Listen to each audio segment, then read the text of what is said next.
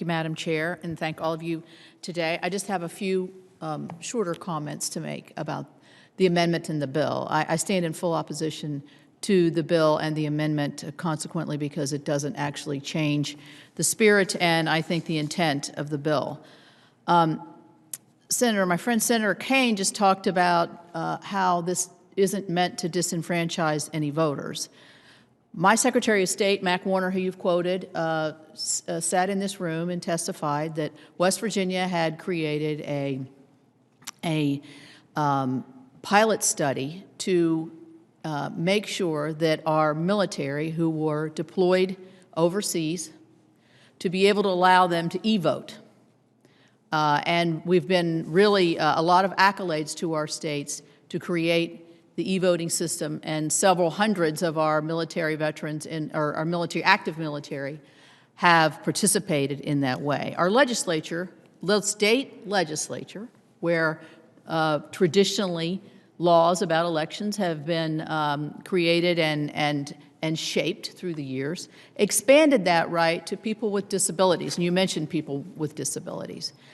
And people with disabilities in West Virginia now can join the pilot study and vote by e-voting. This bill eliminates that. This bill eliminates the ability for those veterans who are deployed overseas and people with disabilities in my state of West Virginia to not participate in the e-voting pilot study and then expansion thereof in our state. Now, we're looking at ways to expand voting, and this bill is eliminating voting on veterans and people with disabilities, but also by using what we all know and have learned, if anything, during the pandemic, is one of the most accessible ways to communicate, and that's through our internet abilities. That's a problem for me. The other thing I think we ought to think about here is if we look at 2020, and the U.S. Census Bureau just came out with recently with the statistics as compared to 2016.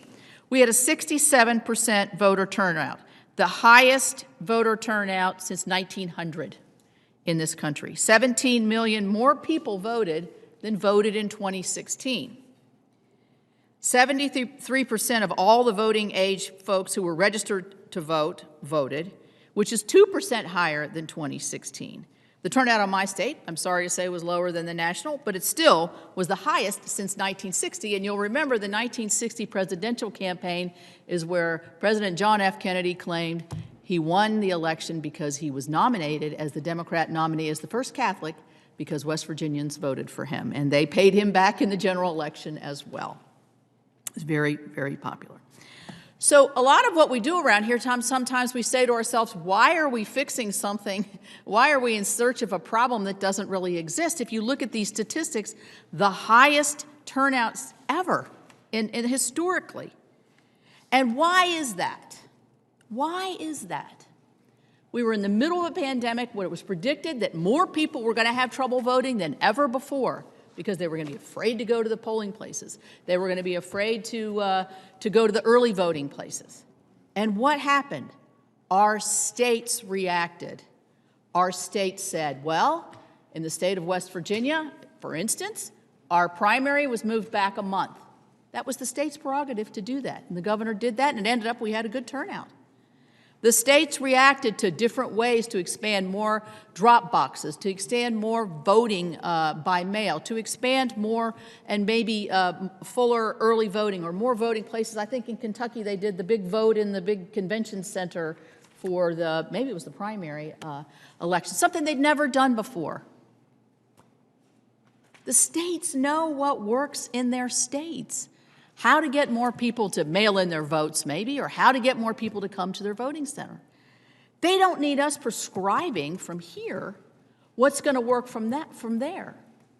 And so I think the flexibility that the states have, that we've given them over the years, led to this historic vote that we had in 2020. And what a great thing that is. So I think by narrowing that scope and that focus, I think that we are at cross purposes of what supposedly is trying to be accomplished here, which is to get everybody and as many people as possible to vote. Now, Senator Cruz, who sits over here next to me, stole my line of the day but I'm going to repeat it because I think it's worthy. And another thing we say around here is, well, that just doesn't pass the straight face test. It is impossible for me, as Senator Cruz mentioned, to believe that if we had a vote before this committee with Chairman Blunt, and we suggested that the FCC should be politicized and a Republican should be in charge, that with a straight face, you could say you think that was a good idea. There is no way. And I think that's one of the most problematic parts of this bill. On gerrymandering, I was thinking, and I wasn't even going to bring this up, but Senator King mentioned it. I don't fear gerrymandering. I looked back at the statistics when my dad was in Congress in the 1960s.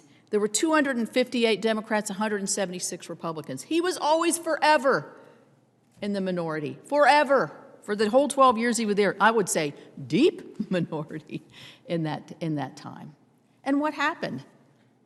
Candidates change, philosophies change, parties change, states change, and eventually the representation in the U.S. Congress would change. Isn't that what we're sort of built on? Is the flexibility to go and meet the challenges of the day and to make those changes, change the face of our states politically?